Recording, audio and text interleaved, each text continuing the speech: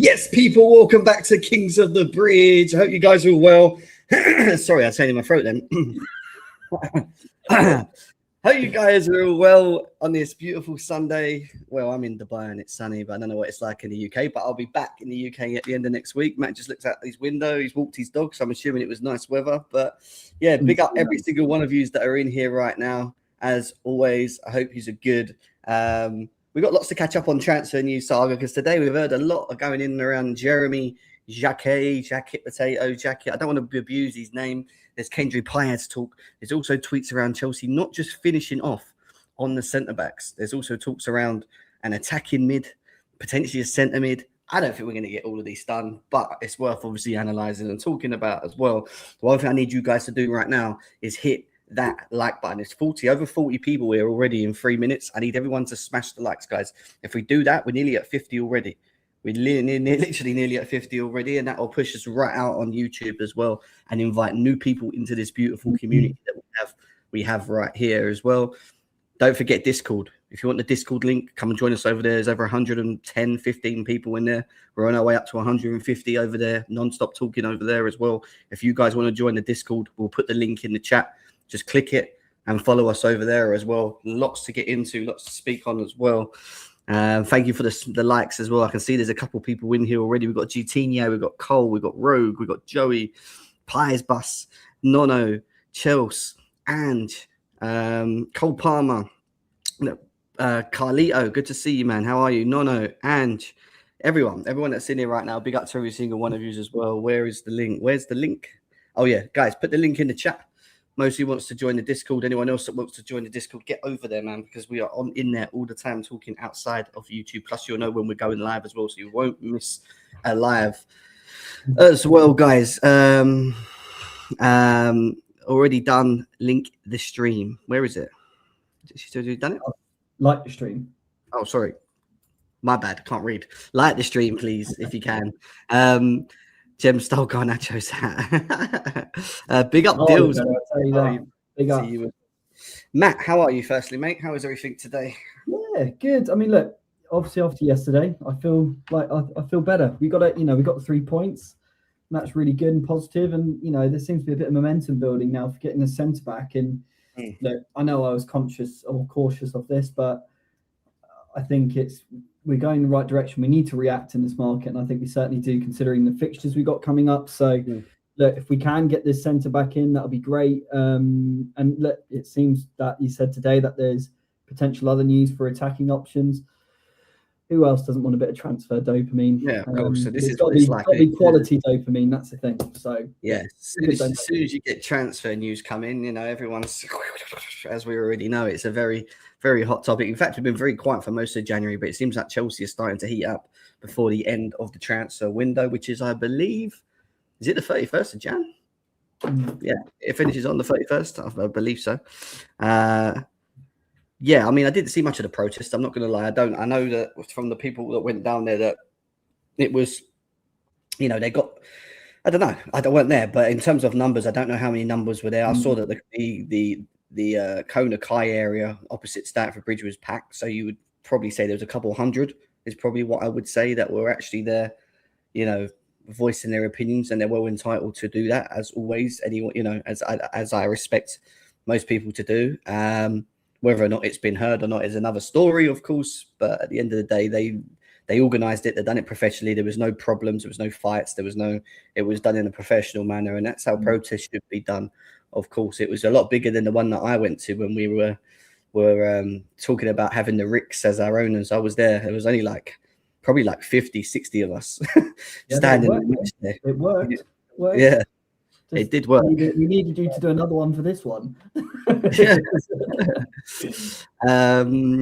What's everyone saying? Yeah, so anyway, let's get into the things, because this is why you're here, right? What's going on in around Chelsea? Obviously, we're going to talk about Jeremy very second, but I want to talk about Paez, because Fabrizio Romano has tweeted about Paez could leave Strasbourg in the next 2 weeks, with talks taking place to assess the best solution at this moment in time. It sounds like potentially, and yet to be seen, that if anything, with Chelsea not having Facundo in the team, Matt, Could Chelsea be one of them options for him to just come back if they're talking about it? This was always my maybe theory behind it, is that it means they bring him back, and I think they try to figure out internally what we can try and do to try and settle him back to the potential that he was before, because I think there's clearly, in their eyes, an asset there.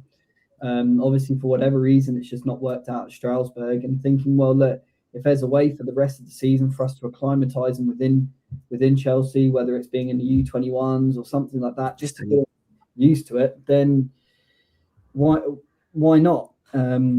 So yeah, I wouldn't be too keen on him being that potential new number 10. Obviously, I think there needs to be a little bit more from him, but if we can try and integrate him in U21s, something like that, and then start to get him into the first team, then why not? Yeah, it's interesting. We'll have to wait and see what happens with old Kendry Paez. It would be interesting. Guys, please make sure that you're smashing the like buttons. I'd massively appreciate if you could make sure we get the likes up on the stream. Kendry Paez is an interesting one for me because obviously I haven't watched a lot of him, so I don't really know where we stand with it and that. The only thing I didn't agree with the process yesterday whilst being there was when Enzo Maresca's name was being sung. Oh, okay, GT was there. How was it, GT? How many people do you think roughly were there? If Liam didn't play him at Strasbourg, he ain't playing at Chelsea. Get real. Okay, cool. You don't have to end it with so much sarcasm all the time. Just talk. Do you know what I mean? Mate. He's always on a knife edge. He thinks he's on Twitter all the time. Twitter. Having to fight people all the time. We're just having a discussion about it. You know what I mean? Like, fuck me. Sorry, Mr. fucking Eggbali's second ball bag. Paez feels like a less polished version of Enzo. Well, I've not watched enough of him to see it. Don't bring him here. He feels he's what. Don't bring him here. He feels he is what he is not, and that ego will never be help young players. Listen, I get what Kylie was saying about if Liam's not playing at Strasbourg, how is he going to get into a team with Chelsea with Santos all there, Enzo, Caicedo? He would give us another opportunity as a 10, so you may see him in cup games if he's the chosen 10, because I do think it's an area where we lack. I don't like seeing João Pedro there. I've said so many times, João Pedro for me is not a 10. His best position for us is as a 9. And again, I was proven yesterday that it seems to be the case, you know, in the way that he's playing. I thought he was okay yesterday. But probably better than most players on the pitch yesterday, João Pedro. Yeah, it's an interesting one. No, you're not getting no link now, mate. You can just sit in the chat. Anderson is the one coming. Can we see him coming before the end of the season? No, I don't think Anderson's coming whatsoever. I don't see that deal getting done. I think he's going anyway. He'll go City, personally. Well, I just think people forget who Nottingham Forest's owner is. Like, this is not something that he's just going to go, yeah, no worries, take our best player. And we'll just, we'll just wait till the end of January and buy no one. It's not going to happen. Do you know what I mean? It's not going to happen. I thought it was all right. It was an all right turnout for the first protest, and I'm sure many more will be made. When I arrived, I say there was around 150 to 200. Didn't agree with the Maresca song. Interesting. How do you think? Didn't like that. Yeah.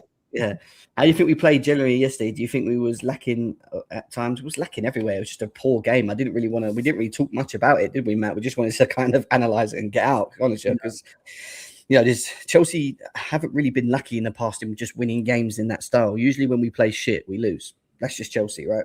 But yesterday we played shit and we won. So we obviously pulled the right straw. Do you know what I mean? In many ways, nothing is a so welcome.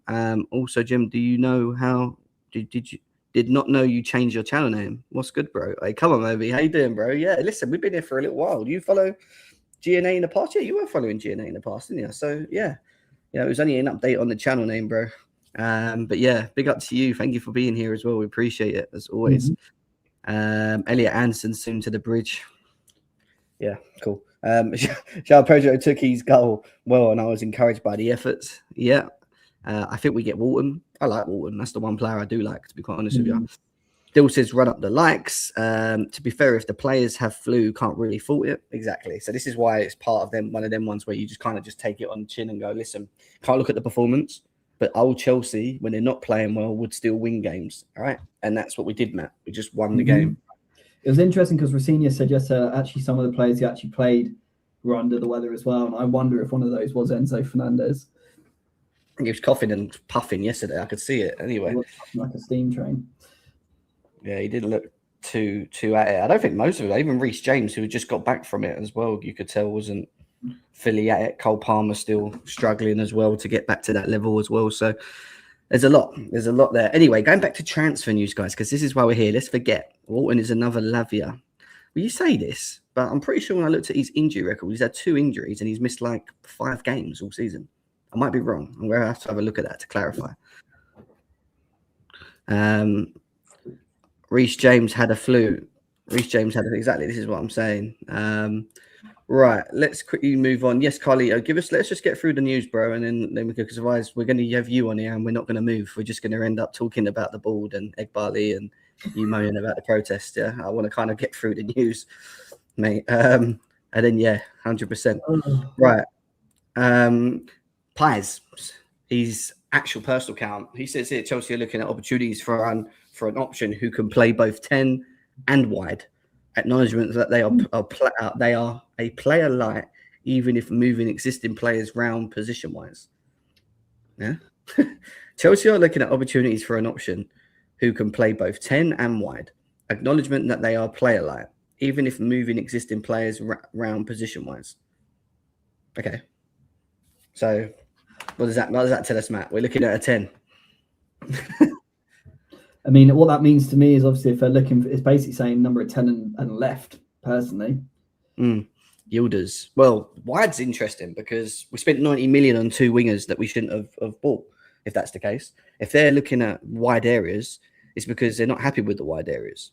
That's the only reason I can think of it. But the 10 makes sense. Yeah, the 10 for sure. I thought it would have been 10, maybe a central midfielder, someone that can come in and maybe replace Lavia, but I don't see that to the summer. But the most important thing is obviously the centre back, and we're going to get to the centre back in a second. You know, we've got mentions of Yildiz here as well. I've not seen anything on Yildiz in terms of links to him. I don't think anyone said anything like that, so I don't see a deal like that from Juventus happening. Scream Yildiz. Yildiz would be a massive statement from the board. Everyone really likes Yildiz in the chat. How many people here would like to see Yildiz at Chelsea? Put yes and no in the chat. Yes and no at the chat. I just want to see how many people would be interested in Yildiz? Kenan Yildiz from Juventus. Yes and no in the chat, guys. Just put yes or no. Yes, of course. Danny says yes. Yes. Stefan says yes. Destroyer, big up, says yes. Gitinho says yes. Yes. I don't think I've had one. No, I was waiting for a no. Yes, but won't happen. Yildiz ain't leaving Juve. Yildiz ain't leaving Juve. That wasn't the question. The question is, would you have Yildiz at Chelsea? That wasn't the question, guys. There won't be any no. Yes, but not happening. Yes, quality player. We should have got him instead of Garnacho. And that's really what it is, Matt, isn't it? Because it's not like we haven't spent the money, is it? And we said this so many times on this channel. Yep. It's how we're spending the money. It's how we're utilizing the funds and who we're buying it, who we're bringing in, right? Mm-hmm. I always think of this analogy, right, is that you might buy a really expensive, I don't know, jumper for 80 quid, but then you buy 2 jumpers for 30 quid, and those 2 jumpers for 30 quid don't last, and that one which 80 quid does last. It's just what you're spending your money on. Yeah, exactly. Him or Ndiaye. I like Ndiaye, not going to lie. Not bad at all. On that, though, that's what I worry about with him. He is on 50k a week at Juve. I didn't even know that. That is really interesting. Can easily get him up to 130, 140. Yeah, but then it's how much fee are they going to want? That's the problem with Chelsea, isn't it? But saying that, Chelsea are looking at they're going to spend 50 plus mil euros on Jeremy Jacquet. Do you know what I mean? Even though it's not Jacquet, it's Jacquet, isn't it? Jacquet. We're going to get to that. Jacquet. Should we just call him Jacquet? I'm just going to call him Jeremy, man. It's just like Liam Rossini. Liam and Jeremy, these clown-like owners is milking and sucking us dry. Meanwhile, y'all are studying signings. I mean, what else are we meant to do, bro? This is a channel where you study what goes on in and around the news and what it means for us moving forward if it does happen. Do you want me to just sit here and moan about the owners there all day, every day? I'm sure people will get bored. Honestly, like, I get that you're angry, and I think most of us are, but like, it is what it is. Exactly what we just said there. Is he just should have tuned in 5 minutes ago? We were just literally talking about how we spent the money. Did he end up signing that new deal at Juventus? I don't have no clue. I really don't know. But if it is the fact that we're still looking at maybe wide and a 10, Matt, I don't see us getting both, do you? Let's be serious. I don't see us before the end of the window getting a centre back, a 10, a winger. Could be wrong, but I doubt it. I think what it is really they, knowing how this board work with their track record, they will take forever to get one signing done. So I think if it's out of any of them, I think it will be Jacquet, and then the rest is just kind of PR fluff, to be honest. You kind of build the like, oh, we're being ambitious, but we wanted to concentrate on one player, get this over the line, but our summer is going to be concentrating on this. That's what I think. But to be honest, let's be honest, in January, when has there really ever been a real successful player where it's top quality coming at that point? I know obviously Enzo Fernandez, we brought that in, that was a big saga, but with our track record, is that really, I don't want to be spending needless money for the sake of it. If we're going to get a player, obviously from what people are saying about Jacquet, that there's a big potential about him, then I think, right, let's just go for him. And look, then try and assess our options more in the summer when the likes of Yildiz and stuff will become available. Because what sort of bid are we going to be looking at for January for trying to get him in? Maybe minimum. So that goes on to my next question here, because Joey says Jeremy Paquet is not the answer. Joey, have you watched him? I mean, I can't really comment too much about this guy. No, I've looked into him a bit. I've seen clips. I've been studying, the good parts of his games. The only thing, again, it doesn't show me, and this is what I hate about when you watch clips, is that you don't get a real understanding of how defensively good they are. And I'm talking about their awareness in the box, challenges being made in and around the game. It's more about, are they good on the ball? Do they win some headers? Do they make some really good crunching tackles here and there? And listen, that can happen with most defenders if you clip them correctly, right? But I need to see more over the 90 with him. And someone said that they're playing today as well, which is interesting. So it could be a good game to watch if he's obviously selected with everything going on. He might not even be selected today. But obviously, it goes on. It does now lead us on to the big news, really, at the moment, which is Chelsea are looking at a centre-back. And it seems like things are starting to move quickly from what Fabrizio said, because Chelsea have agreed personal terms with Jeremy Jacquet, the clear main target at centre-back, contract ready, player keen, and talks on going with Rennes asking for a club sale, Matt, of 65 million euros. Chelsea bid currently lower. A mission to France already took place, as if we're trying to bring him back. But apparently the first initial offer that's gone in for him is around 53 million euros, is what we're hearing at this moment. Is that all in? Probably. But I don't know how it's structured. You've got to remember, guys, it might look a lot, but it also depends how it's structured, right? Because it might be that the overall fee's lower, and then there might be some bonuses on that, and it might be, there might be some clauses tied to it. So effectively, it's interesting to see how it's broken down more than anything. But 65 million euros, Matt, is that a lot for just a guy that's just, again, when you think about it, just potential? I think that my issue with it now, I'm just really numb to figures like this now, because we're just so used to these sort of transfers going through, and because they're young and potential, that just seems to add X amount of money on already. And it's frustrating, because I know someone else mentioned saying, look, you probably could get like a Bastoni for that sort of fee as well, but obviously the wage should be a lot higher. But the sort of markets we're in now, this is what they find is an acceptable fee because of the bigger picture. So it's not surprising that we're doing this, to be honest. It's amazing how we're fighting over a couple of million for Menyang at the beginning of the summer. But for this, we're willing to whack a, 60 million pounds, let's say, for potential again. And I think this is where, a lot of us, and I agree, obviously, with what Arky was saying about, don't you see that we're not going to be building a winning team? But this is what we are now. And it's really horrible. It's horrible to say this, guys, and we all know this is what we are. This is what we're going for. This is why everyone's protesting for different reasons, different directions, but we're not going to be that club anymore who's going to buy ready-made superstars now. So yeah, it's a lot of money. That's what I'm trying to say. I think it's a lot of money for what we are potentially getting. Well, that leads on to my next question, because Nonny Season says here that he's watched him since the youth days. He thinks he's the next William Saliba.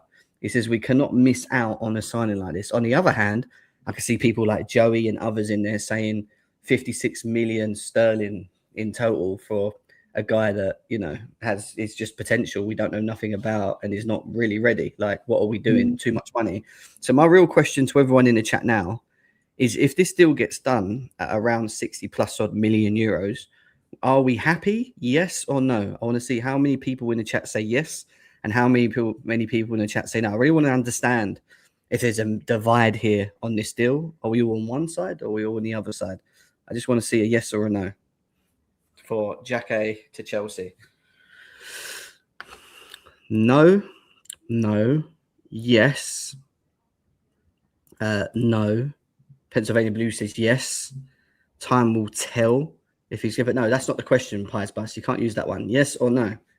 Yes or no? How are you feeling? I mean, if you haven't watched him, just say you haven't watched him. You know, I don't know. Yeah. Is what, because that's what I would say. Yeah. No. Yes. Look at the state of our centre backs. That's a good. My next question then is, obviously after this, is for everyone who has watched him. Is that fee? Do you believe an acceptable fee for him, or do you think it's too much money for him? That's my next question. Yeah, I mean, looking from the outside in at the fee, for me personally, I think it's overpriced. However, we could be sitting here like 2-3 years down the line, like Paez Bus is saying, and he could be £100 million player. Like, do you know what I mean? And then we'll be like, fuck me, 55 million was a steal. We just doubled our money in 2-3 years. This guy's really good. Or he could come for 50 mil.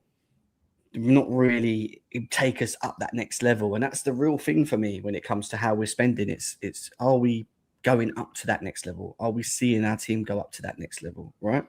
And I don't know when you're bringing in so much potential, which way that's going to go. Of course, you've got people like Estevan and Quenda who look like they're the future. Santos, for example.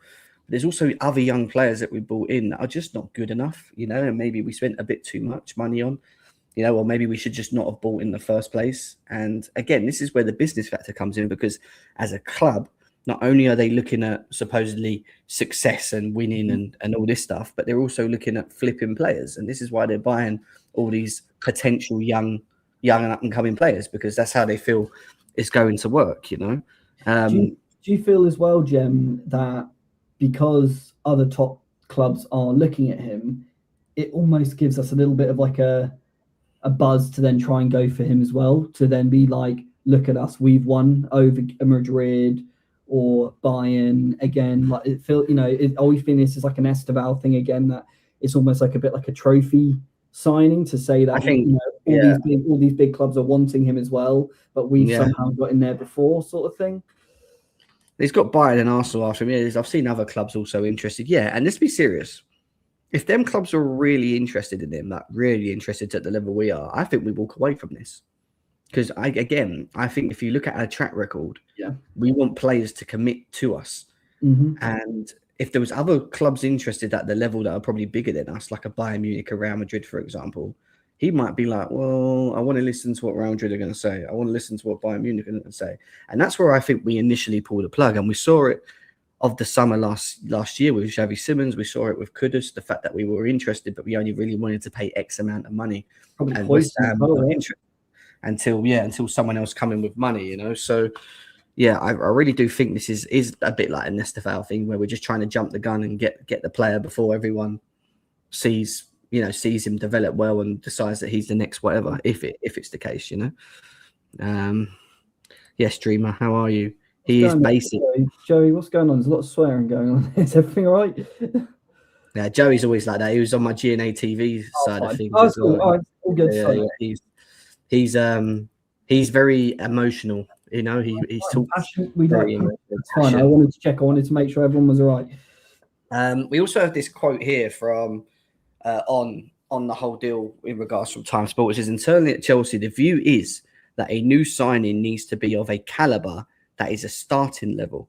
There is what is described as cautious optimism that a defender will sign, whether that be Jacquet or another target. There is what is described as cautious optimism that a defender will sign, whether that will be Jacquet or was it what? I think it's this. I think it's a typo. This is what is described as a cautious optimism, I'd say. So, internally just review this signing needs to be a caliber starting up. This is what is described as cautious optimism that a defender will sign, whether Jacquet or...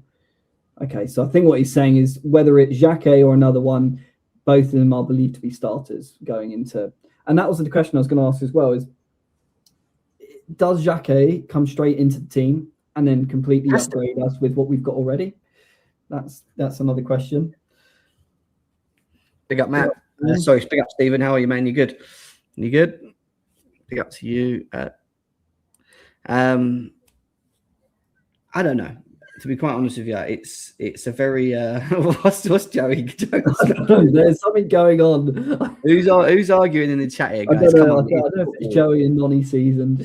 I mean, if it's Nonny, then he deserves it. So go on, Joey, keep going. Keep going. In terms of this, yeah, I mean, we have been banging the drums about the next, not just now, but even in the past when it comes to signing defenders. The next defender that comes in has to be the level raiser. It has to be the one that brings leadership qualities, that brings experience, that brings this bunch that we have together. And I'm talking about Colwell, and then I don't care about the rest. So really it needs to be Colwell and Jacquet in the future. If that's the case, I don't trust Fofana.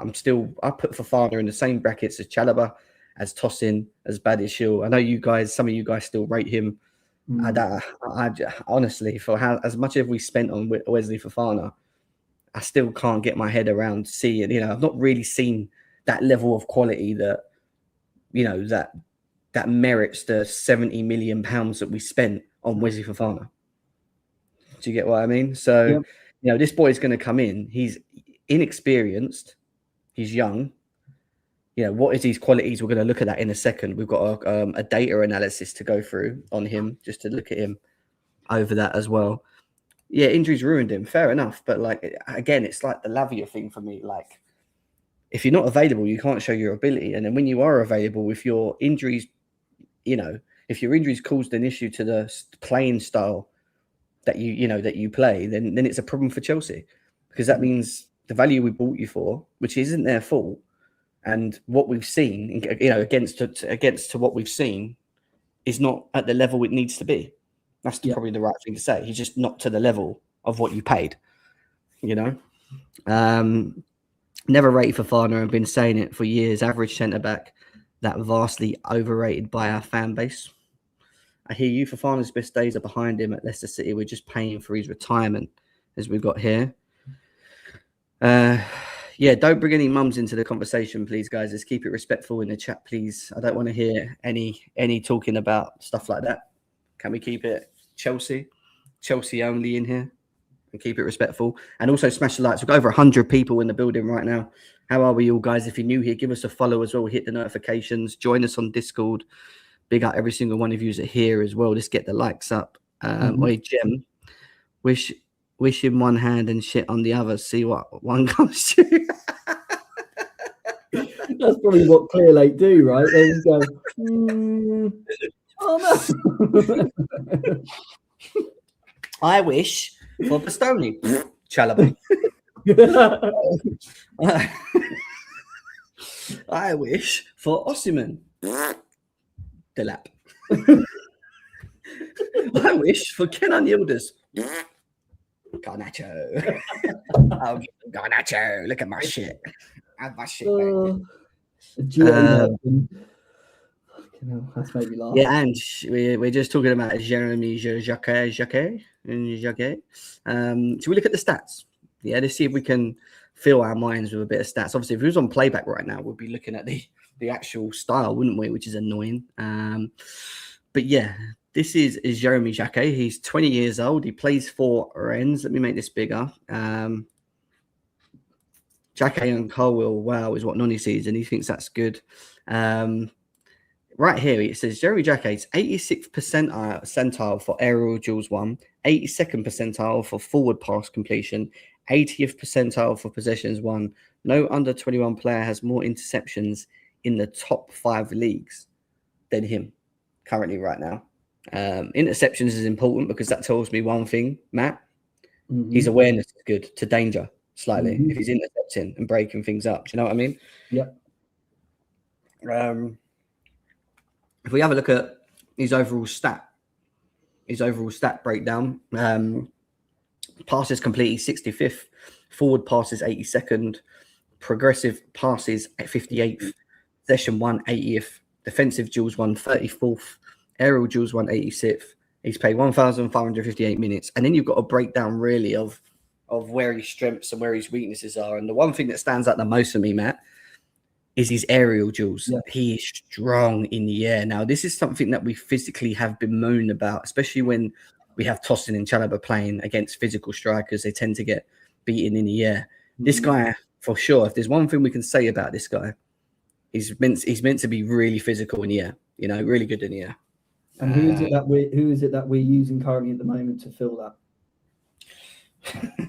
The Tosin and Badiashile, right? Exactly.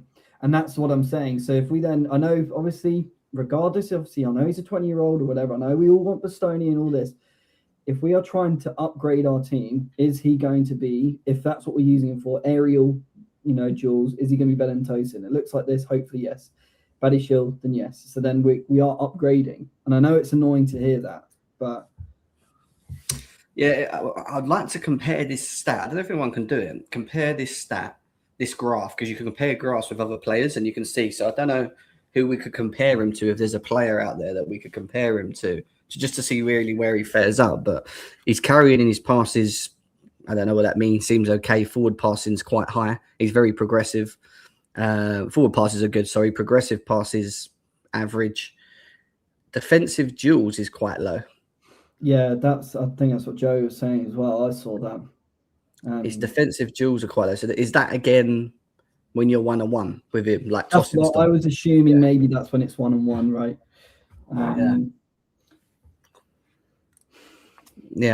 Zilch just promote. Yeah, that was when Jen was reading that out, 34%. I was like, ooh. Comparing to Mosquera, what's the name of the website where you can compare two players, guys? Can you remember? Does anyone know? Because I want to do that actually. I want to do that. And there's also this. There's also it is on Data MB, yeah. Okay, cool. We'll have a look at that in a second. We've also got here Liverpool. This is from a Liverpool. I don't know if he's a Liverpool fan. He says Liverpool should have moved for Jacquet. He needs to improve on his overall defensive duels, which is what we we're just talking about. But he has plenty of time to do so. Just look at his aerial duels one. Yeah, he's strong in the air. That's for sure. That's for sure. And then there's another data sheet here before we go to MB data, which breaks down. Again, we'll read it now. Ball playing centre backs, right? So who's sort of the best ball playing centre backs in Europe? And in here, you've got last 365 days, top 5 leagues of under 21 centre backs, 900 plus minutes. Ramon and Jacquet stand out the most. Obviously, we're linked to Ramon, if you remember. I think that's the guy from. Is that for the guy from Como?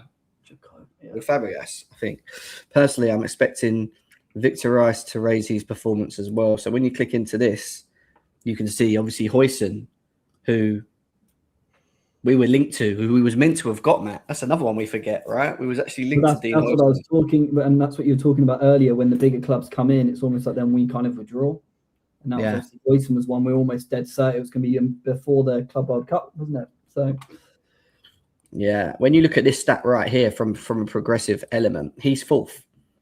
There's only Kabasi, Huijsen, and Ramon from Como, or on loan from Real Madrid to Como, that are ahead of him in that bracket. And when you look at obviously his age, average age 20.4 minutes, he's had less minutes than the two at the top, but not from Ramon. Shooting, I mean, I wouldn't expect him to shoot too much, but his shooting percentile is not that bad.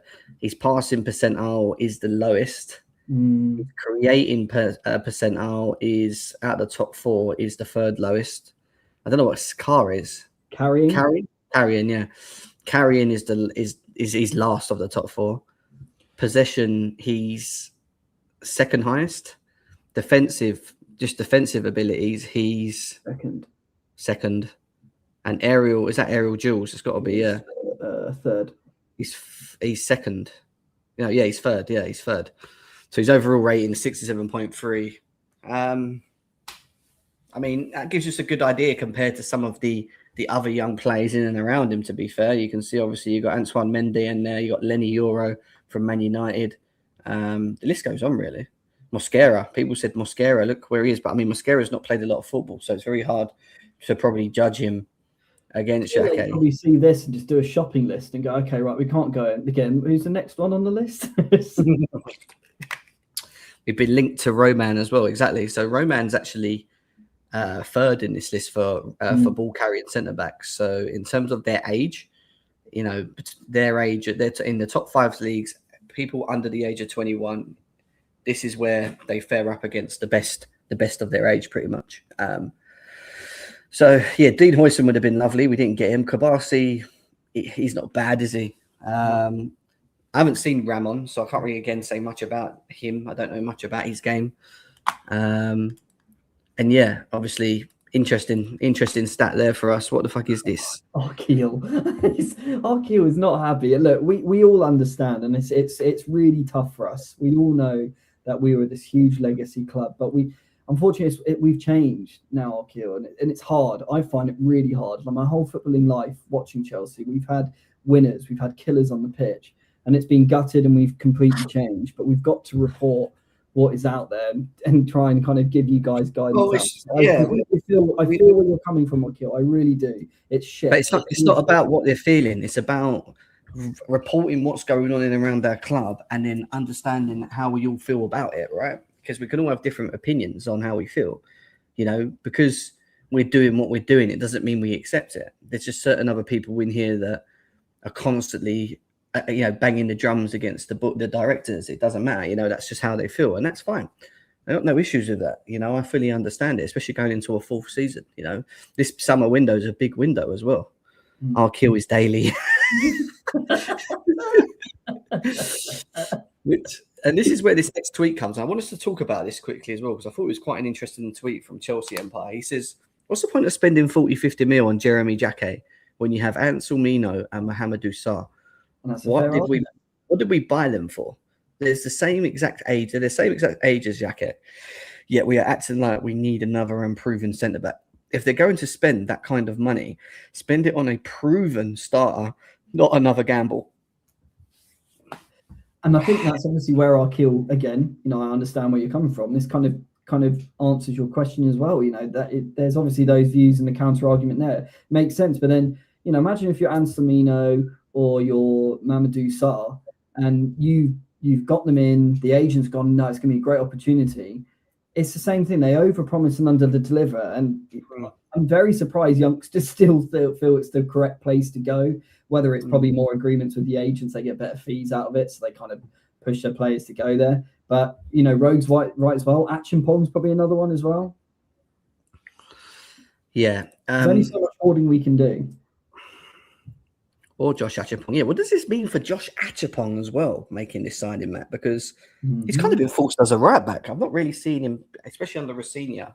I don't see him fitting in the centre-back area, especially if we're having to keep some of the ones that are already there, like Badiashile, Tosin, etc. Right? You always feel that they're going to be played. So, what does Josh do with this again? You know, this is another question mark that it throws so many question marks. City and Bayern for him, so yeah, but then you got Gusto and James. Do you know what I mean? Like, is he just going to be happy playing a couple of games in the cup, or wait for someone to get injured just to come and play? Because I think Josh is a good player. I think there's a good player in Josh. I don't know. I'm not as Cobham as others, and when they say like he should be starting, he's really good. But I think he's a player that just needs to play football. I don't think he's bad. I don't think he's amazing. I just think he's a very young player that needs to just play. And if he's not going to get that opportunity because we're signing 50, 60 million pounds players like Jacquet, then he's got to start thinking of his future. And then you're right. You ask questions about Mohamedou Sarr and obviously Ansel Mino. And Ansel Mino is doing supposedly really well in Borussia Dortmund currently right now, other than getting injuries here and there. And that's the problem with Ansel Mino for me. He seems to be still getting injured, which we don't really need. And with Mohamedou Sarr, there's a big argument around. And again, this is from Couch, because I think Couch has been watching him. It's a shame he's not here. He seems to think that Sarr is the perfect player to come in and be the next player, like the next big thing for us. He thinks if he come back into Chelsea and played next to Colwill or whoever, we would see We wouldn't need to go out and buy these type of players. We could rely on him to be that person. And again, if there's anyone in the chat that's watched Strasbourg and watched Sarr, do you see him being potentially the next sort of big thing out of all the potential that we've signed? Does he look like a player that could come in and play? And listen, he played under Liam Rossini already as well, right? That's another thing. So, why have we gone down this route is the question, right? The thing is, we stacked with centre-backs, but stacked with lack of quality with it. Some need to be sold. Listen, the summer, I am expecting a flush out. I want to see Disassi gone off the books, Paddy Shield gone off the books. If Tosin gets sold for 20 mil, let him go for 20 mil if we sell him, Or, will Chalobah go? Can we make a bit of profit on Chalobah if he leaves? You're always going to need one or two of them still there because you need the depth, right? And that's where I think someone like Chalobah would be better to keep. Maybe even Tosin on the odd. But yeah, the rest of them for me need to go. Hope Buddy doesn't get a bloody injury like he always does before a bloody window opens, so then he can't get sold. Yeah, this is the problem, isn't it? Trevor and Tosin and Badiashile need selling. Fine, yeah. But remember, we've got to have backup for it. Maybe Mohamedou Sarr and Ansel Minos are the backups to the Colwills and the Jeremy Jacquets in the future, Matt, Maybe we go down that route. But the point is, there's a lot of numbers, but no clear direction, which is my problem. You know what I mean? That's Clear Lake, though, in a nutshell, though, isn't it, really? It's all about numbers, but no direction. There's no real, tier list of, right, we're buying this to start, and then this one's going to be the learner, and then kind of learn off the one that's starting. It's very much like, right, we're going to just figure out of this pool who is going to be the one who's going to start out them. And that's just, unfortunately, that's the direction they've gone. And that's why I think with the way that we are, we're very inconsistent as a team because we haven't got leaders in the team. We haven't got pure starters, which are good to elite level. So this is what's going to happen. You're completely right, mate. Yeah, it's that's my biggest problem with it. It's all numbers, but no clear direction, right? And we've got other players that are at Strasbourg that could potentially come to us in the future once they gain experience. We've seen Santos come back and into Chelsea. I don't think he's ready yet. I wouldn't say he's struggled. Yeah, listen, I think he's a very good player. I like Santos a lot. But I don't think he's ready yet. There's a difference, right? And that's where, and I'll use Man City as an example. Forget about what's been going on with them of recently. But if you look at how they bought 5 players for 135 million. But the one thing that they've done this whole year, and the 5 players actually that they bought were Donnarumma, Ait Nouri, Cherki, Semenyo, and someone else, Mark Gahey. And that's you look at that what they've bought in and only paid 135 million, and you look at Chelsea and what they've bought in for the same money, and you'd question it, right? And the same with others, they've done well. But when you look at their overall, it's crazy when you think of it like that, mate. It really is. When you look at their overall spending for the year for every player that they've bought in, there's a mixture. There's a common way of theme of how they buy. You can see it in the way they buy. They've bought in young potential players that we're like, who's that have come in and like that, that Kusanov, for example, at the centre back, young potential that's come in that they've gone, right, this could be the next, big thing for them in the future. But then they've also gone, we're not just going to buy young potential. We're going to buy Donnarumma. We're going to buy Semenyo. We're going to buy Mark Gahey. Do you see what I mean? And it's the added experience and quality that they're also mixing with this young potential, which is going to help them going forward for many seasons, because they're not just relying on buying 6 or 7 potential players and going, right, which one are we going to keep? Which one are we going to take? Which one are we going to sell? Which one are we going to send over there? Which one's the best out of a bad bunch? Do you get what I mean? That's the route and style that Man City have gone in their play, in their buying style, should I say? It's different. If it's a mixture, it's not a common theme. No, but you're missing my point. They've followed what we're doing in buying potential, but they've also gone, Donnarumma, come in. There was an opportunity to bring in Donnarumma. They didn't fuck around. They brought him in. Now you claim him as experience, right? They saw Semenyo was available on a release clause for 65 million. They didn't fuck around. They brought him in. Again, Premier League experience. Mark Gahey for 20 million. Yes, the wages are ridiculous, whatever the fucking wages were, but they still brought him in. Yeah, and again, my point is they're buying players that will help these young potential players, build up for the next up and coming years after them, potentially, right? Because that's what it is, isn't it? You need something for the now, but you also need something for the future, Matt, right?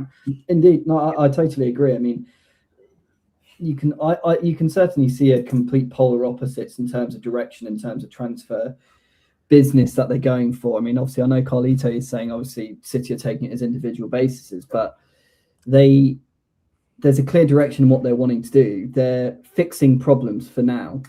Yeah, but They're they're not making fixing the it for right 5-10 years time. They're fixing it for now, and that's a difference with us. We should be trying to do a transfer strategy where we're like, okay, we are really struggling at the moment. We need to get some guaranteed winners. If it was me, I'd be all over that Mateta situation at the moment, but we're obviously not going to do that. You'd bring someone in, whether it's a loan or whatever, 30, 40 million, whatever it's going to be for Mateta this year, whatever. I don't know how many years he's got left. I'd have been all over that because our strikers weren't clearing good enough. But yeah, there's just a very polar opposites in terms of transfer strategies. What we should have done, we should be going for more experience in this window, but we're not going to, but we're going for potential instead. Whether it will pay off, I just don't know. I don't know enough about this player. I don't know enough about any of these potential players. And unfortunately, I think like Akil, I think a lot of us have just ran out of patience to be figuring out if they're good or not as well. So listen, there's a lot of people that rate Jacquet. I'm not on the board. I'm not really against it or not against it. I've not seen enough of him. What I'm a bit mare about is the fact that we're going to spend 65 million euros. Now, my thing is, if you're going to spend that kind of money, spend it to improve the team. We need, we're at a point now where every decision that our club makes is important in terms of progression. Whatever we bring through that door has to make us better. It can't just put us on the same level. It can't just make us worse. It has to make us better. We need people to come in that are going to make us better. And that's where I think we've got it wrong slightly, is that I feel like we've made decisions that maybe we shouldn't have made, when it comes to this overall squad and what we've brought in. Maybe we shouldn't have made the decisions we've made with certain players that have come in. They've not improved us in that sort of way, and that's where I'm like, we need to be strengthening in areas that are going to improve what we did on the back of last year. That's why I rated it a 5 out of 10 window when we sat here on playback. It wasn't good enough. The thing is, it probably was that fee because of it being outgoings more than incomings, really, because we did get a lot of players out. So, all right, let's quickly because Carlitos, you know what he's like. Let's let him quick, because I ain't got long myself as well. Let's get Carlito in quickly. Let him say what he's got to say about Palmer. This is an absolute travesty. And listen, I didn't mind the route that they went in buying the young potential, because it's the right thing to do if they're young and young and upcoming. For example, Esteval, for example, where in the next couple of years he could be the next big thing, or Quenda, or Sanos, or Penders. These kind of players I'm all okay with. I have no issues with that. My issue is, what are we doing for the now to help the now? So you win 2 trophies last year. Your Maresca gets you Champions League, but then the signings that we decide to make haven't really impressed, or haven't really improved us to the level that we need to be, because you can see that from a domestic side. You know what I mean? Like, domestically is where we always fall short as a club, because we're going 10 years without a Premier League, right? And that's the thing. It's not about can we win things. We can win a cup. This team's good enough to win a cup. We could win an FA Cup. We could win a Carling Cup. We could potentially even, who knows, go all the way in the Champions League. But we just sit here and say, it's Chelsea. It's what we do. Yeah, it's the culture in that way. Our problem for me is what we're doing in the domestic leagues. And each and every year, it gets shown what we're doing. We're too far behind all the time. It's not good enough for me. That's the problem. Carlio. I'm not going to make excuses for our domestic performance this season, but losing Palmer, losing Caicedo for 3 matches, losing Delap for 2 months, losing Levi Colwell for 7 months. I mean, that's 4 starters right there. If you lose 45% of your team, you're going to be lesser. I mean, I know when Liverpool lost Van Dijk, they were considerably lesser. When Man City lost Rodri, which is 1 player, not 4, but 1 player, he felt like there was a death in the family. that's what he treated it as like, and he expected sympathy from fucking everybody. So, I mean, I don't know why these guys can use that as an excuse, but with Chelsea, it's fuck you, £1 billion bottle jobs. And I know that it's Chelsea fans that are doing the criticism, but I'm talking about media in general. I just think Chelsea, because people don't like Chelsea, they're just going to be graded on a curve in a negative way. And it's just, I don't think that they're treating the situations the same when they should, because in a vacuum, if you lose 45% of your starters, you shouldn't expect to be as good of a team. That's not why I came on to talk, but I guess I could just offer that different perspective because it's not being said. Everybody just wants to pile on without any nuance and without any real context to why. Right, but at the beginning of the season, we had no Colwill. We didn't decide to improve in the window, knowing that he was going to be out for the whole season. You're right, but are you going to spend the next 2 years complaining about that, like Maresca? Or no, but you can't not talk about it when you find yourself domestically in the position we are. At a certain point, a point becomes moot, and you just move on. Yeah, but you've got to remember as well, Carlito, the amount of money which has been spent. So yes, I know there's 4 stars I heard your injured, but they have spent a lot of money. So really, the squad, should have been built to have enough quality. So in case this does happen, of course you're not going to get elite replacing elite, but good enough. And as Jem and we all know, the squad we have got is such a mixture of a couple of elite, good, and a lot of crap. So well, you say everybody knows that. I don't agree with you. So I wouldn't put everybody in the same blanket there. This is what happens when you do these things online. You expect thousands of people to come to a protest when in reality, nobody really gives a fuck. And then you get 150 people sitting there on their phones. Like, I wouldn't put a blanket monolith idea around the fan base itself. I just wouldn't do that because there are a lot of people that actually don't agree with you, Matt. And I'm not saying you're wrong, and I'm not saying I'm right. I'm just saying I would hope that people stop generalizing because it's a much larger mixture of ideas and opinions about this team than maybe the couple thousand people online that are actually visible and have a voice, because you guys are all really just talking to each other. It's not really how everybody feels. And I have to say, like, Man City has bought very well with Mark Gahey. Mark Gahey's a good signing. Outneri has played 3 games in the Premier League, so it's hilarious that you bring him up. He doesn't play. Cherokee is a one-way player. He's was just saying about the signings they've made. That's what right, but if you're going to say their signings are great when some of them are not, they're not. I mean, I don't know. The one, the young, I think he's Turkish. He's not Turkish, Jen. The center back for Man City. Yeah, Kuzunov. Yeah, he doesn't really play either.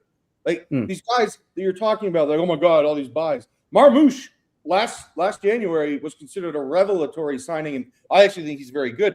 Marmoush has played so very little, he almost left in January. He might still leave Man City in January. So, like, if you're going to praise them, I would also hope that you don't just praise them because you're mad at Chelsea. I would hope that you are also discernible enough to say, hey, they've also fucked up a couple times. Yeah, but you're missing a big valid point in what I said. I didn't say it to talk about individuals and their whatever. My initial outpoint of why I use Man City as an example is the route that they went in and the identity that they went in, the type of players that they decided to bring through the door. They didn't just look at just potential only. Like, you're right, Kusanov's not started. Nuri's been actually at AFCON, not been playing. He's just come back. What I'm saying is the way that they're buying is different to the way that we're buying, which is we're going down the route of potentials, if buts, maybe he could be good, he might not be. This one, if he ain't, we'll sell him for profit. Yeah, they've gone with the idea of sustainment for the now as well, because what they're doing is they're bringing in experience. You can't tell me Donnarumma is not a good goalkeeper. I love Donnarumma. I think he's the best goalie in the world. I love Donnarumma. But my point being is they're still second in the league and they're a lot further ahead than us. Yes, they're not close to Arsenal at this current time. I think they're 6 or 7 points off, but they're trying to sustain a challenge because of the players they're bringing in, because it's not just potential, it's actual quality and experience, right? As with us, we're bringing in players that are good potential players, but we just don't know how good they actually are. Yeah. But then most of the starting lineup is very, very good. So, I mean, look, you guys want to complain, you're mad about Chelsea. I get it, but City don't have a policy. They just look at every situation and say that makes sense, that doesn't make sense. There's no theme. To say that there's a theme is absurd. Well, it's very weird that when you look at their overall year of players they bought, there's a good mixture of experience and potential. You're right. That's not a theme. That's just case by case basis. If he's available, Donnarumma, he's free. What? That is a theme. Mixture is a theme. No, a mixture is a mixture, Matt. There's no consistency there. So, but the theme is they're buying. Let's be honest. In a January transfer, have they bought for now? Who have they bought in January? Semenyo and Mark Gahey, both 26 years old, high wages. But the theme is that's for now. Sure. Yeah, because you can afford it. That's the theme. That's the theme. Hey, Matt, I hear you, but they can also afford it. We can't. This is the one thing you guys do not bring up enough. You don't. You think because the finances are the finances, but you don't like them, that it's just an excuse and you don't want to bring it in. Where I look at it from an adult, more from a business perspective. Come on, don't say an adult. I meant from a business perspective, not adult in a pejorative sense. From a business perspective, and I say, yeah, City can afford this stuff. Chelsea right now, we just can't. Like you have to take that into consideration. It can't just be the emotion of, I don't like what we're doing. Our players are too young, and I get it. I get the criticism there. Sometimes I agree with you. How long are you going to give them until we start challenging domestically, please? Answer the question properly. We were challenging domestically last year and this year, Jim. You wanted them to challenge last year and this year, yeah? We were. Okay. My initial outset was I was going to give them 3 summer windows, and then from the 4th and 5th, we should be challenging. Yeah, but you say that. We should be in the position. We should be in the position where we should be close to challenging, or is, if anything, challenging against whoever's at the top, whoever it is at the fucking top. Not be, where are we now? 13 points off the top again. I think even considering the level of spending as well, that's a concern, I think, because I know what you're saying, Carlito, in terms of money. Obviously, Man City, of course, are a juggernaut with what they've done with their finances and, with the wages and whatever, that's fine. But even still, like the amount of money which we have spent in the summer, and we've spent that kind of consistently. Yes, I know we've made some sales. That's surely quite alarming as well, that the amount of signings that we have made from a value point of view or expenditure, and to where we are, that still raises alarm bells for, I keep mentioning like themes, but for the wrong reasons. Sure. Well, you're talking about value on the field. I'm talking about value in a aggregate sense. There's more than one way of value. Okay. Look, I get it. But if you guys continue to ignore the financial part of it, you're just going to continue to not talk about something that's like a crucial part of why you guys are mad. You need to bring it. I ain't mad. I'm not angry. Jim, I want to ask you, you sound frustrated, Jim. You could be frustrated without being out. I'm getting to the point now where timing of the essence is becoming, Right. But here's my question to you. Yeah. My question is very simple. You said I'm going to give these guys 3 years, and now you've given them basically an emotional ultimatum. I want to ask you, now what? Then what are you going to do? No, my next initial move is what they do in the 4th summer window. I'm not sitting there doing what most people are doing, which is saying out since day one.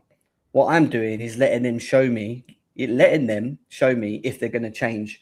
If they're going to change in terms of their identity slightly, or if they're going to do things that are going to actually excel, improve this squad. Gotcha. But if they don't, then things have to change for the best. But if they don't, because you say like this is the way most people feel with Blue Co out. No, it's 200 people. It's not most people. This fan base is tens of millions. 200 people is not most. It's just 200 online people.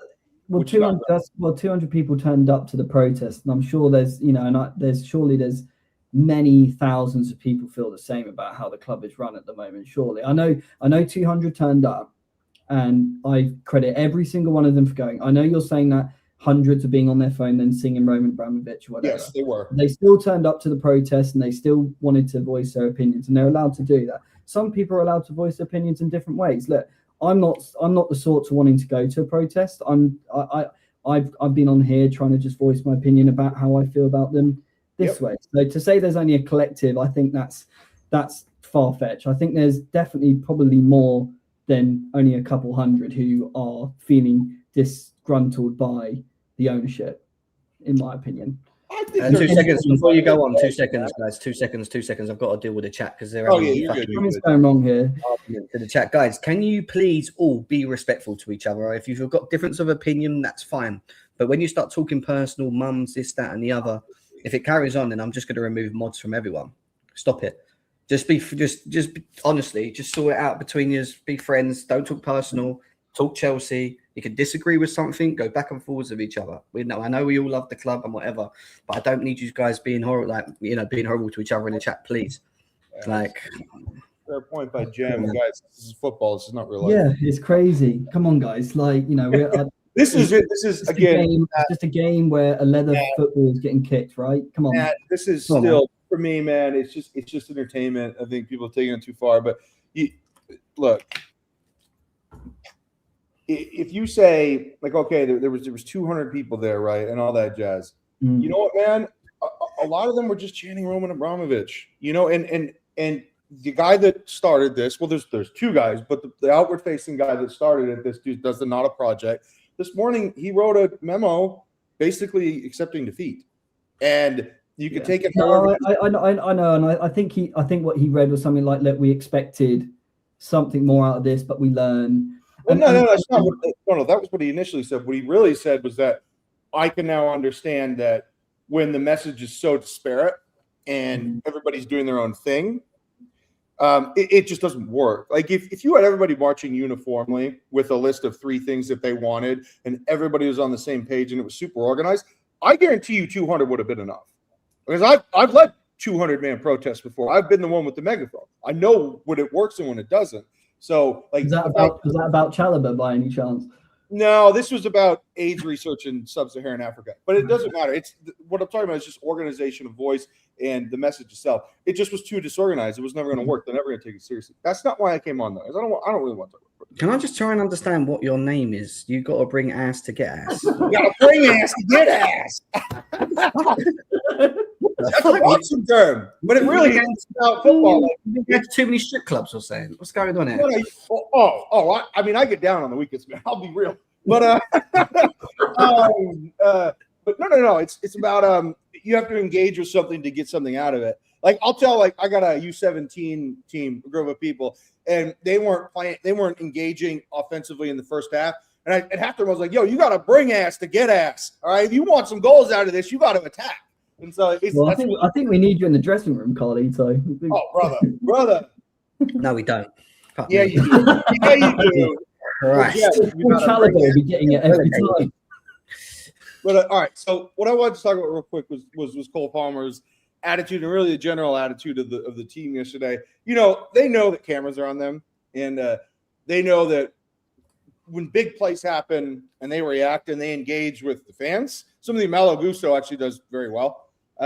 You're going to sustain a reaction from everybody that's watching in the stadium, and everybody's going to get more galvanized, and everybody's going to feel like, fuck yeah, let's go.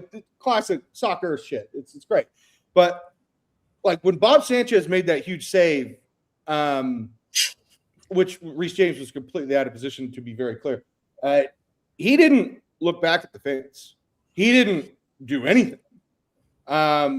When Cole Palmer scored his goal, normally he'll do the freezing cold celebration. He'll go to the corner flag. He'll do the damn thing. Did you see what he did? He turned his head and put his finger in his ear. And that's the type of thing that you do when you're trying to avoid somebody, right? Like you're walking by someone, you kind of just put No, but it was one hand though, Matt. It was one hand, right? So it was like, I'm just kind of shielding the right side of my face. Dog, it is my personal belief. I have no evidence of this. It is my personal belief that the players are getting tired of the fans. Yeah. Of the fans? Yes. Oh, because I think the fans in general are not as enthusiastic as, let's say, a club from a middle-class area, a working-class area. I mean, Chelsea's posh, Fulham is posh, West London is posh. I get it. But in general, Chelsea fans are not as loud, right? And so you get the atmosphere complaints and all that shit. But lately, it's just been negativity about the hierarchy at Chelsea. Again, I know they're mad. I understand. But it hasn't been about football. And then you have the protests. And those players, they were not playing for the fans yesterday. And Jim, I know you're trolling me. I got it. I got it. I'm not trolling you, actually. Yes, you are. Yes, you are. I'm just scrolling through my Twitter and I just thought, oh. Yeah, I know you're just scrolling and every single tweet. No, honestly, it just popped up. I saw 50. Yeah, I got you. I got you. Okay, 50. But my point is very simple. I think the players are tired of the fans. Yeah. It's a difficult one because I can kind of see where you're coming from. That look, I think the fans somewhat have been disgruntled, but I think that's aimed more at, and I know you're going to hate saying it's more at the board, in my opinion, and on pitch success. Those match going fans for 20 odd years have been so used to winning and expecting that, and naturally what's happening now, I think at Stamford Bridge and a lot of these larger clubs, as you probably know better than me, Carlito, a lot of it is becoming more corporate now. So very much. Really getting match going fans going anyways. I think you really see a lot of the true fans who go to the away end, the away. You see how Chelsea sing in the away end. They're amazing. It's completely contrastable. It's what we get at Stamford Bridge. Times I've been to Stamford Bridge, it's been dead. I'm not the only one who's like, I can hear myself talking and stuff. It's crazy. Wow. Who's this? I don't know if that's maybe location. Oh, look at that. Look at that. Oh, look at that. Is that Garnaldinho? That's Garnaldinho. Who's that in the top left? 12 GNA, one of our top goal scorers this season. Oh, okay. Oh, man. Garnaldo. The point, though, and this is something I wouldn't mind saying, is that, look, yes, the atmosphere was poor again yesterday, but so was the performance. And defensively, I don't agree with you. I thought defensively we were great. Yeah, I mean, but again, people are paying their hard-earned cash. Obviously, I know it's in an affluent area, but people paying their hard-earned cash. They want to see something, and let's be honest, it's been dross for a long time. So, I think it's been mixed, kind of like Man City's recruiting strategy. It's been mixed. We're saved. We're actually saved. Oh my God, we're going to win the league. Oh my fucking God. No, look. Yeah! Moody! Get Garnacho out my club. No, I'm just kidding. I'm the same guy that told. Two of our blonde wingers are the shittest wingers we've got in our team. 10 GNA. That's what you guys care about. 10 GNA, Jim. That's what I'm going to hang my hat on. 10 GNA, man. GNA. Yeah, Andrew's right. There's 69 of us in here. We've got 46 likes. Let's get, it's a travesty. It's a travesty. It takes 2 seconds, and Jim's that's nicely. Let me ask you, Carlito, quickly, because I'm going to dip in a minute. I've got to leave. Yeah, but Jeremy Jacquet to Chelsea, what do you reckon? Oh, I haven't seen him play. I don't know. I'm not going to comment on a player I haven't seen. Yeah, I'm the same. And that's me as well. That's me as well. Yeah, there are people who pretend. Like, I know Strasbourg Steve knows him. Stevie with the long hair, Newcastle fan. He knows him. A couple other guys know him. He's a defender first, which I got to be real, guys. We've got a bunch of passers on the team. Give me a defender. Don't give me a D mid playing center back. Give me a real defender. And that's what I've heard, is that he's a very good defender. And that's what I am fucking down with, because a lot of these goals that we concede in transition are defensive mistakes, right? And a lot of times it's individual errors compounded by maybe an overcommitting forward. But man, if you get a real defender out there that can read the lanes and can read when to press, when to hold, it's what I'd want. And I would sacrifice some ability for a real defender. Did Newcastle just draw with Wolves? Fucking hell. Did they really? Oh, wow. That's a stinker, that is. That's terrible. Right. It's the Senegal and Morocco games on in half hour, the final, the AFCON as well, which is going to be an interesting game if people want to watch that as well. What are you going to say, Matt? We need to unban Nonny season. Apparently he's been banned for 86,000 seconds, apparently. What? Yeah, he's been banned for 86,000 seconds. Who done that? I don't know. No, I don't think it was Con. Kidding. Who knows? The mods. I think there's got to be something said about the mods today. Look, this is football. We're all friends here. Let's not go against each other. Yes, we have different opinions. Carlito and my opinions are different, but we're all friends here at the end of the day. Just don't get personal. If you're going to be a mod, you're going to be respected. Like Jem said, if you're not, just going to take the mods away. Like it's simple as that, really. So I don't even know how to fucking. Now I've got to find a way to unblock people. Get ass, Jim. Fuck's sake. What? I mean, at least I won't see any Enzo Fernandez slander no more. That's a good one. Maybe I'll just leave him blocked. You're just pro censorship now. You're censoring people, Jam. Shame on you. Got to bring ass to the get ass. I know. Tell me about it. It's got to bring ass to get ass and also talk ass in many ways. Hey, whatever gets the ass, man. There's one person you need to be speaking to. He's not here. Is he talking about? You're all talking about Joey, aren't you? Joey's not even here, man. He's left. He's left, guys. So we'll sort this out. I have to get off and sort this out. If you're on the Discord, put the Discord link in the chat, guys. Anyone that wants to join it, come over there as well. Joey, you're more than welcome to join the Discord as well. He's not fucking gonna go crazy, man. And Cuckoo also, he deserves to be blocked. He's an idiot. I'm sorry, I had to block him. Like, it was just getting to a point, like, he kept saying stuff and then it was just ruining my flow. So I thought I had to just, like, you guys are pro. ruining my flow of talking nonsense, probably knowing me. So I'm going to try and work out how to unblock these people and get them back in. Join the Discord, guys, as always. We've had nearly 100 people here all the way through on this one. Really good live today. Transfer news. We'll keep you posted as soon as we get here we goes or we hear something else. Attacking midfielders, wingers. If there's anything else we're going to be doing, we'll be right here talking about it as always. So make sure you hit the notifications buttons if you haven't already. We're on the road to 10K as well. Since we've started, we've hit 600 new subscribers, which is really impressive for the time that we've actually been here as well. So amazing stuff from you guys and everyone else. And we continue to grow as a family, right? No arguing.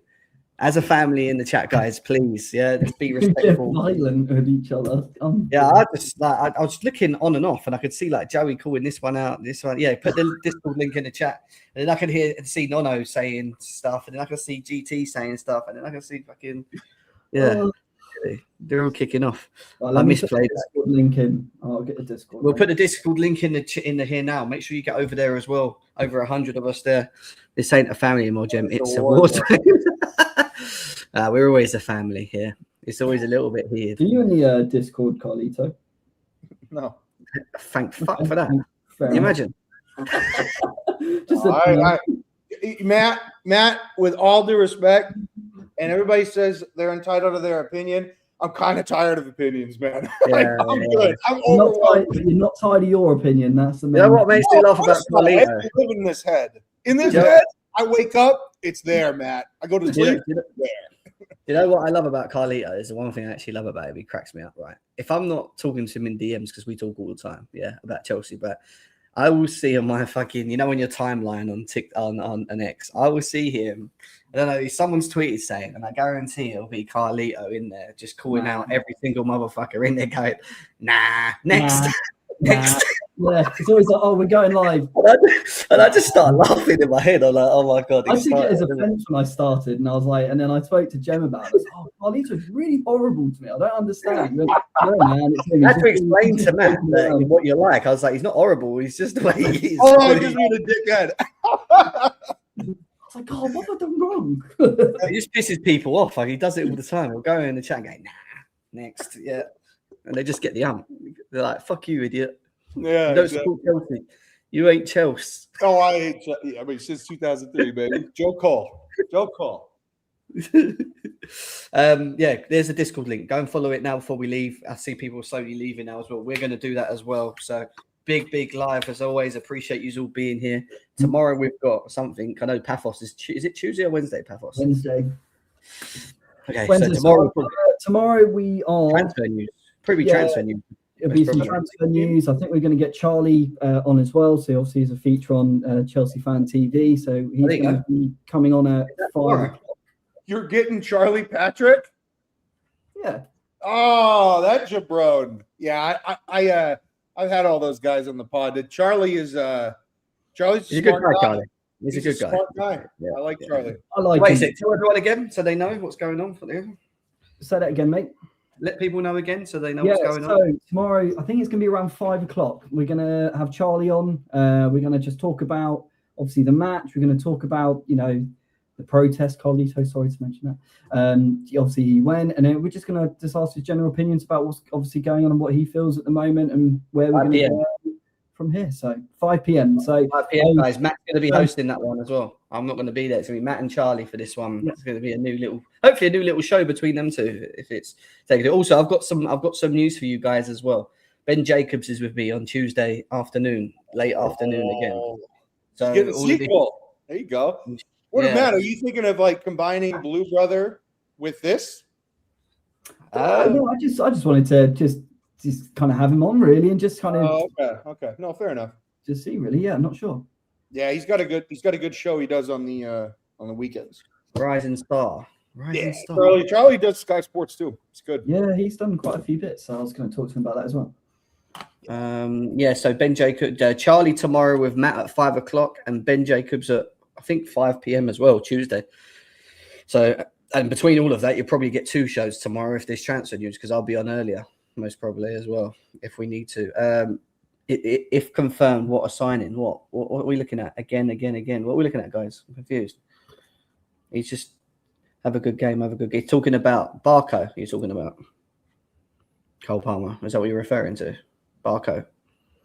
It's just he's not really saying anything, bro. Mark says he's missed his playback. He never gets notifications when you go live, Jem. So he's got to ring the... Well, you need to hit the bell button on YouTube, bro. It's the same as playback. If you don't hit the bell, it won't let you know. It will always give you a notification if you hit the bell button. You have to hit the bell button. If you don't, if you just follow and don't do anything, it won't tell you. You need to hit the bell after you follow. Yeah, when you follow, it'll give you a bell next to our channel. If you just hit that, every time we put out a live, you won't miss it, guys. All right. And tomorrow, like I said, maybe some transfer news from me, and then Matt's got his live with Charlie at 5 p.m. 2 maybe potentially big shows for you tomorrow. Tuesday, Ben Jacobs in the evening as well. We're giving them everything, aren't we? We are consistent right now. We are flying. And on top of that, we've got Carlito joining us most times as well, as of when, So there you go. What more can you want? Hey, you guys can't just sit there agreeing with each other. I need to be the catalyst for conflict. All right. Yeah. Got to bring ass to get ass. Anyway, guys, see you in a bit up the Chelsea. We see you tomorrow. Big up.